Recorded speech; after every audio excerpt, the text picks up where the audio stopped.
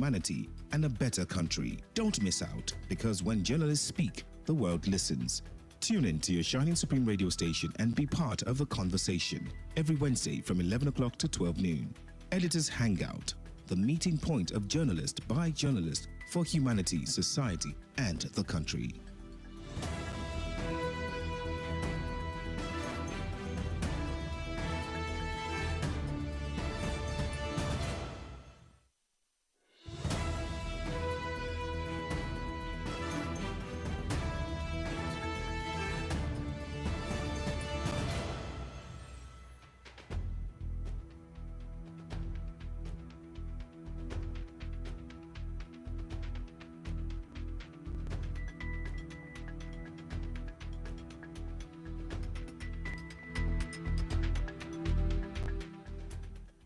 Good morning, you're welcome to another edition of Editors Hangout on your Shining Supreme radio station, Diamond 88.7 FM. The program is a platform where journalists converge to discuss discussions that steer national conversation. This morning, we'll be looking into two critical issues. One is the xenophobic attack in South Africa, and also the assessment of the assessment of candidates aspirants seeking seats in the Kwara State House of Assembly. The blatant amount of candidates that we are hearing, according to the report in the APC, over 100 candidates. If our report, if what we are hearing is right, over 100 candidates are seeking 168. What over 100 is still the same thing. Over 100 candidates seeking that seat, the seats or in the Kwara State House of Assembly. The various seats, by the way, not just one. 24 seats in the Kwara State House of Assembly. You have 24 seats, and you are having about 168 candidates aspirants seeking that position. That's the situation we are in Kwara State. The promise of the APC should be done next week, and we are also going to be looking deep into that. And it's another big question asked from the leader of the party and the governor of the state about his leadership style, because some in the party will say that is a way to show you that the party is now being attractive to people. But there have been a lot of questions about his leadership attributes and his quality, as to why you are having over 100 aspirants within your party, to also be competing for the same seat. The phone line will be open, and also you can send messages on WhatsApp as we delve into this conversation. My name is Adeyemi Adewale.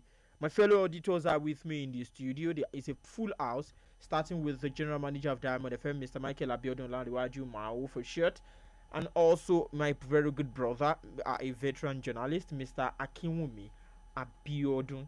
And also one of our daddies in the house, someone I would really love to take some of his attributes, Alhaji Abayomi Akinlulu, and also Mr. Abayomi Adeniji, who at every time he gets the chance always give accolades to our state of the Heart Facility Studio. Good morning to everyone. Good morning, and thank you for having me. Good morning. Good morning, the anchor man. Good morning, Nigerians. Good morning, Mao. Good morning to you. Where should we start from? Let's start from what is happening in South Africa.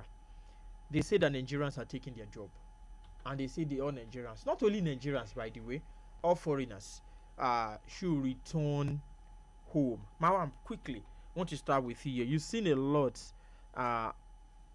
within decades of life you've been on earth. Are South Africans right to be demanding that they want South Africans to be doing their job? One thing we should get clear is that if we go into the basis of the history of South Africa, you will not be too surprised about this xenophobia happening in South Africa today. You find out that the first set of the sailors that landed in South Africa around 1652 was due to the fact that as of that time, the indigenous people in South Africa were having what we call the longitudinal system, and that longitudinal system was such that because of the wide expanse of land, they were hunting, doing food gathering here and there. They leave expanse of land unoccupied. And so when the Portuguese and some of the Dutch people got there, they felt that they have got a free land. And this was the beginning of the apartheid that happened in South Africa. And if you look at the composition of the indigenous people of South Africa, we have the Bushmen, the Hottentots, and the Bantus. It was even the Bantus that came last. But when the Bantus came, because they are warriors, they displaced most of these indigenous people. So it was the Bantu revolution of 18th century that actually encouraged the apartheid system that later happened. And when the apartheid system happened, and we begin to have the Afrikaners, which are the English people settling down with the Dutch, having a separate type of English which is Afrikaner in nature. So it was all this composition that led to apartheid. And when the apartheid system began, a lot of countries, especially Nigeria, spearheaded freedom for South Africa. So South Africa owes most of the African nations, especially Nigeria, a lot. Yeah, that's why they are asking the questions, because over time in history, we've played a huge role in their own history, and they feel that right now at a point they've built their country, and they who they feel are the rightful owners of the country want to take it back. Let me tell you, by 1980, most of us who were in higher institutions in Nigeria were contributing out of our own stipends to actually encourage freedom for South Africa. There was this Blackist movement in all the tertiary institutions, because then, as a student of Kwara State College of Technology, School of Basic Studies, I participated in contributing towards getting freedom for South Africa, and I contributed immensely in one of the magazines we call Inkomto Vizise, which is the Swahili word for spear of freedom. So it was all this geared towards freedom for South Africa. So Nigeria, as of that time, had Africa as the centerpiece of its policy and contributed immensely. And you could remember vividly that in 1976, the indigenization policy of the Obasanjo military regime was to be able to get freedom for South Africa, because all the British companies in Nigeria were nationalized because of the apartheid system. Definitely, maybe long years of warfare, long years of hunting, long years of food gathering, moving, migrating from one part of the country to the other, leaving wide expanse of land, has been part of the tradition of some of the indigenous people of South Africa, which invariably had contributed to their present malaise, because most of the South Africans as of today could be said to be lazy in nature and couldn't actually capture the modern economy, which some of the Nigerians going there are actually exploiting. In a nutshell, what you are trying to say is Nigeria has contributed into building the South Africa they are enjoying today in history, and they do not have the right, and it is not fair for them to say Nigerians should leave their jobs for South Africans to do the job. It will be unfair, but at the same time there is a caveat. Are the Nigerians going to South Africa? Are they going legally or illegally?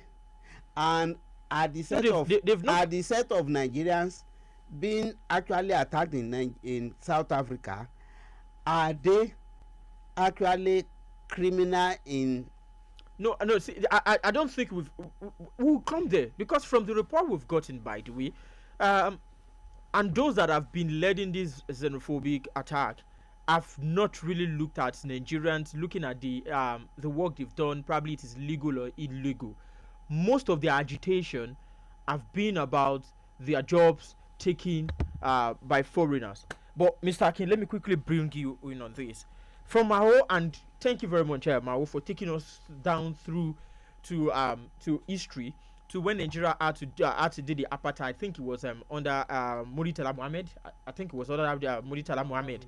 No, It was Murtala and Obasanjo.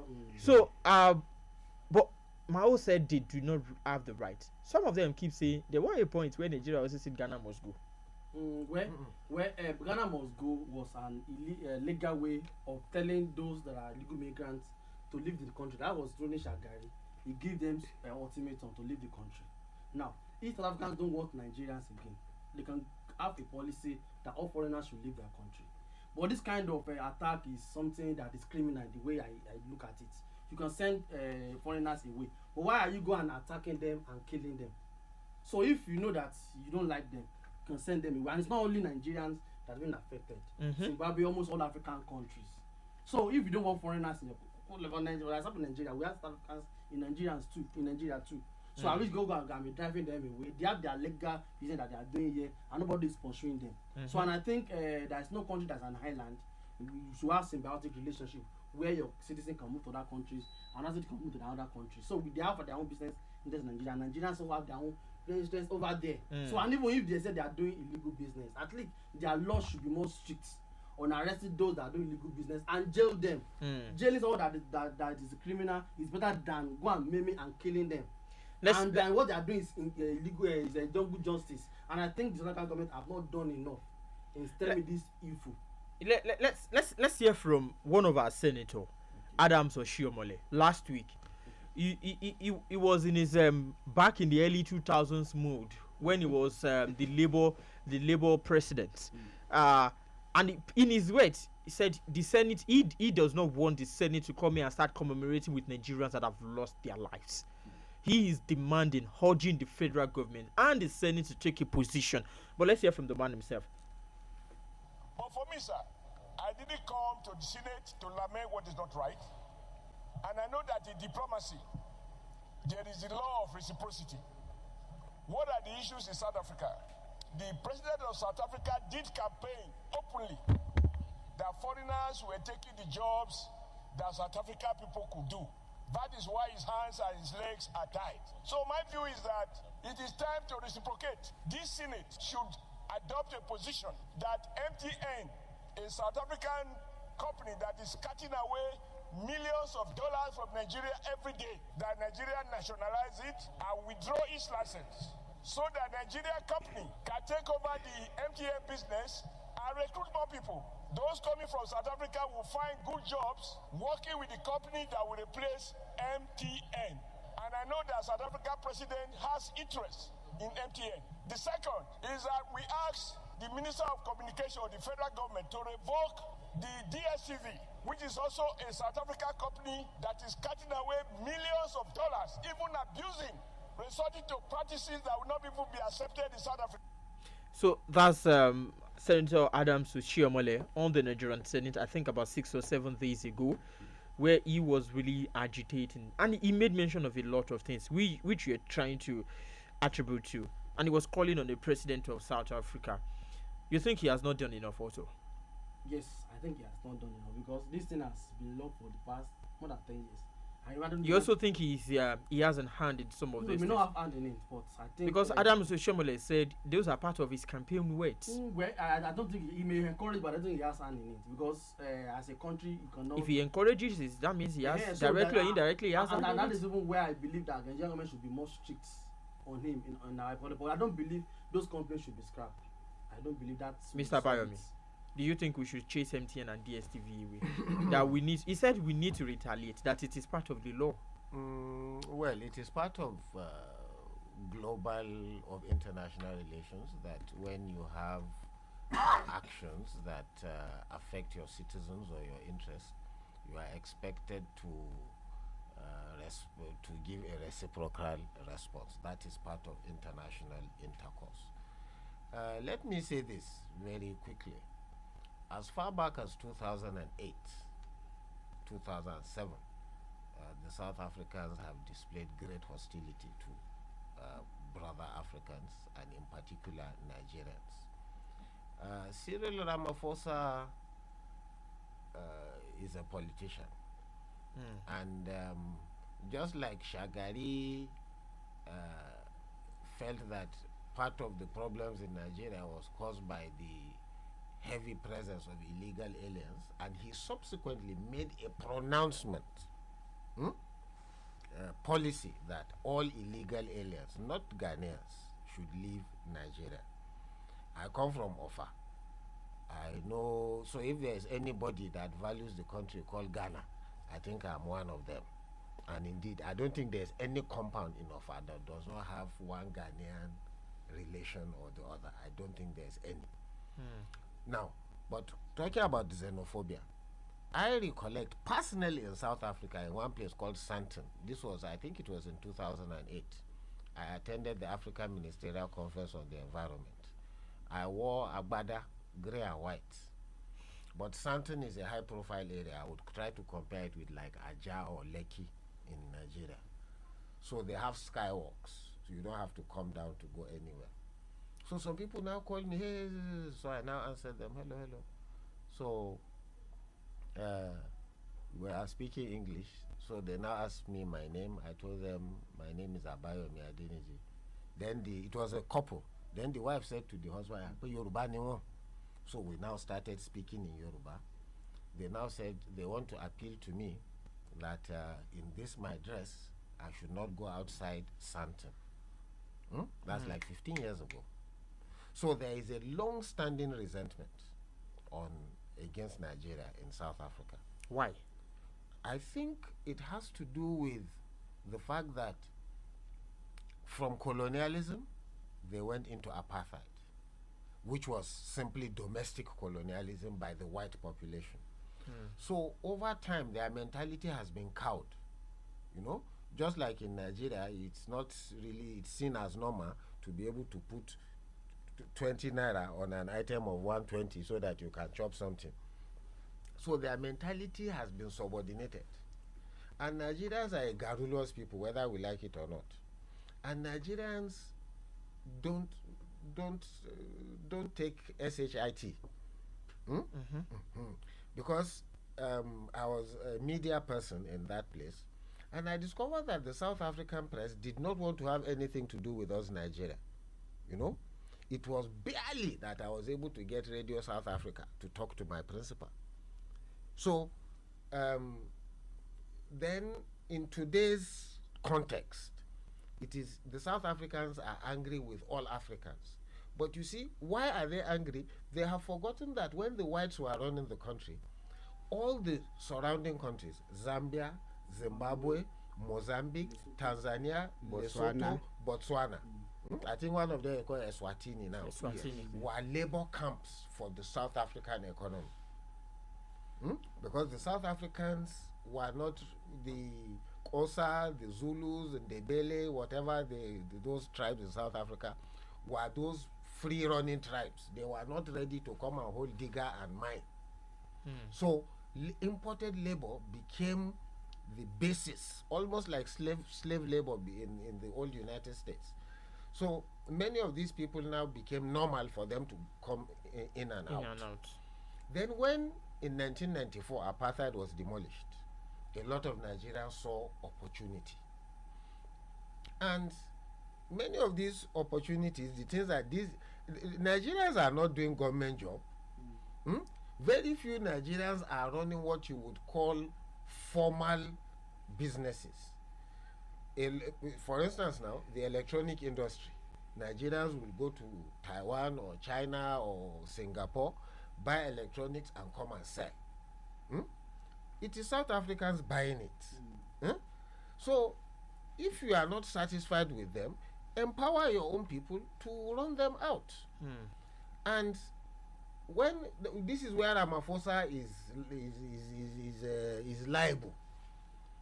When Ramaphosa was confronted, this has to stop.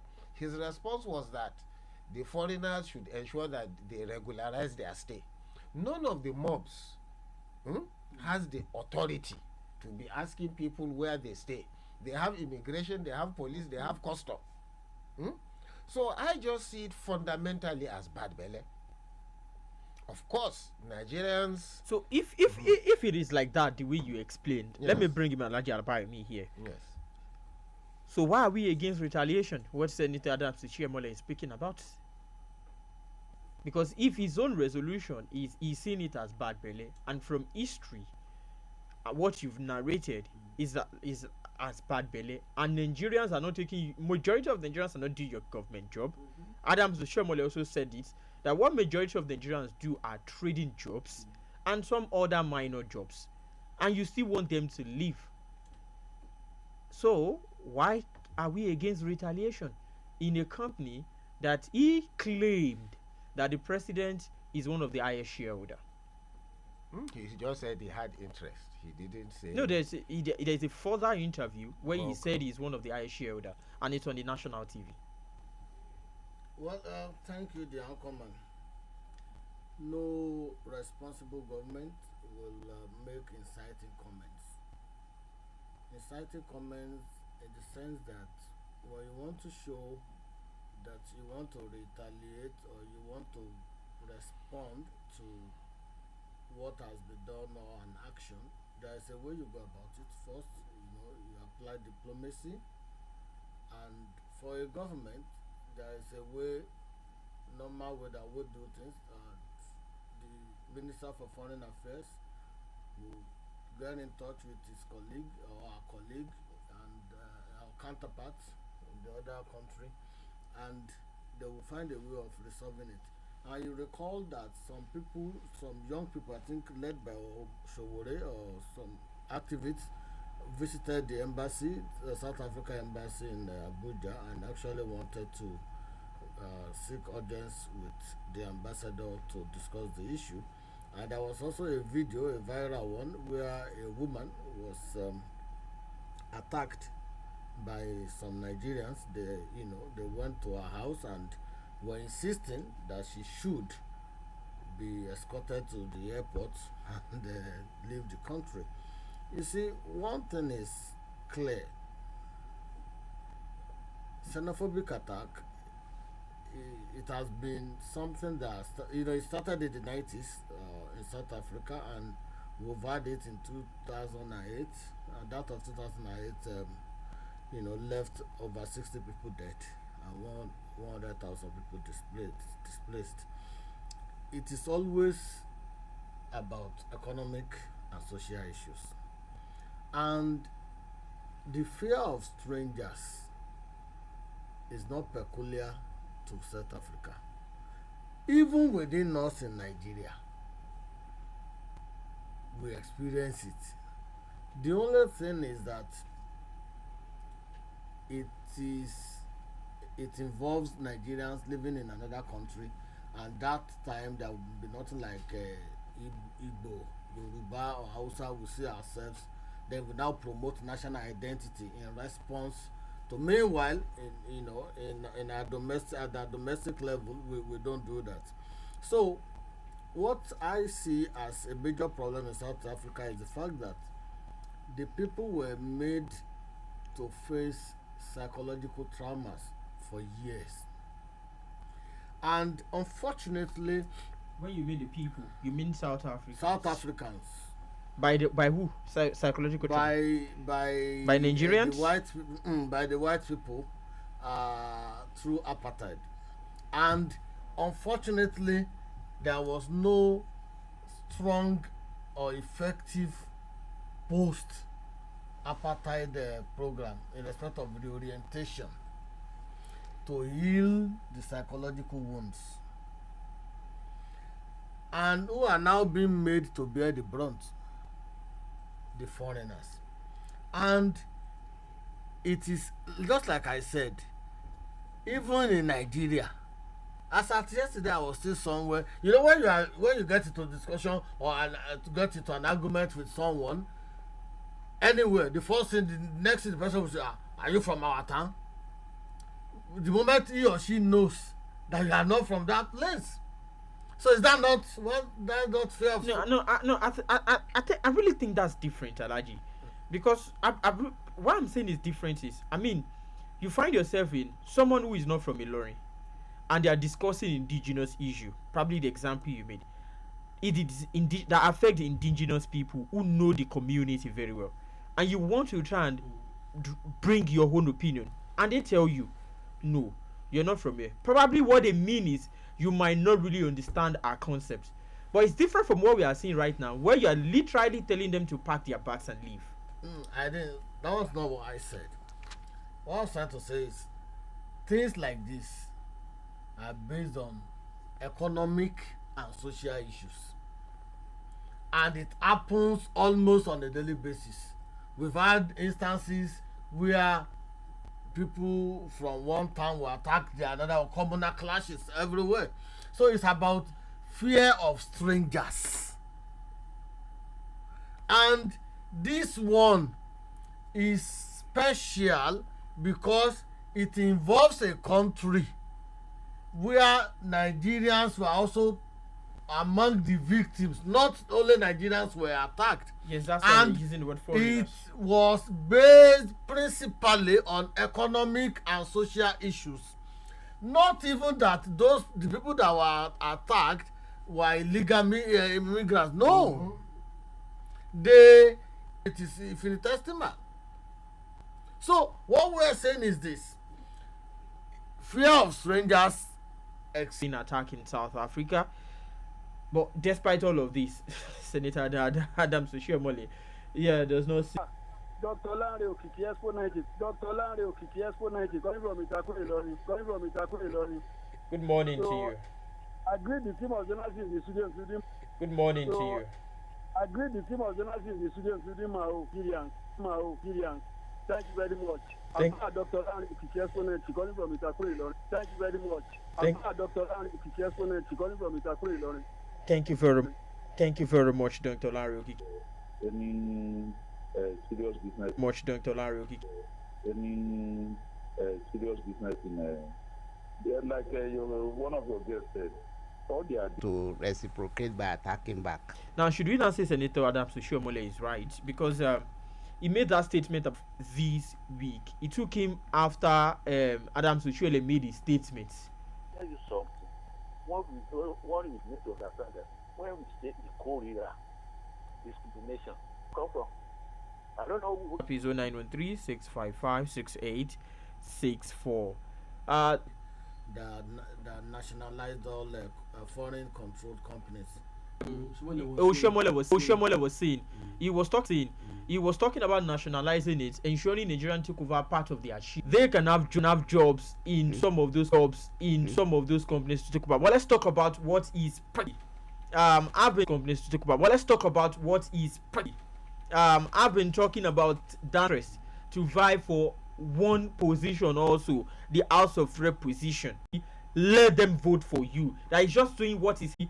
Let them vote for you. That is just doing what he said that he did not have. I know of a constituency where we have one of the journalists participating and they are 13. A situation where we have large number of candidates and where most of. I don't think the party they will schedule. The screen. So and this not reverse where some people are disqualified. Through the screen. So and this not reverse where some people are disqualified. And I will advise. Because when you have a crowded field and everyone thinks he or she, people who are feeling aggrieved, how do you assuage their feelings? And yet to mature to the level of allowing people to just do things the way they want. But don't worry, Abuja will support me. So don't worry, Abuja will support me. So go. And there's a place where the leader should be as a godfather. Then some of them are the position the governor takes. Yes. And that's what I'm saying. You see, it has gotten to a stage where you tell someone that I will with people at the federal level. Former Senator Bimsola Salaki and Alhaji Lai Mohammed. It's God's connection. Who have Abuja connection? Who have Abuja connection? People are saying they have connection in Abuja. This is my own view. I don't. You see, everything in politics is about give and take. I'm not sure that election of a micro community, it is known. We have 13. Mao spoke about 13. No, That is a I said average. That is a particular. It's questioning the ability of the governor as a leader. Hello, good morning. Good morning, but I think that is for. I've been really painful to watch. It's frustrating. While South Africa are doing what South Africa are doing. Thank you very much, Olamilekon. Good morning. Your name and where you're calling from. Thank you very much, Olamilekon. Good morning. Your name and where you're calling from. This one, we are still at the free morning that you wake up, say a word of prayer to Nigeria. From the studio of that you wake up, say a word of prayer to Nigeria. From the studio of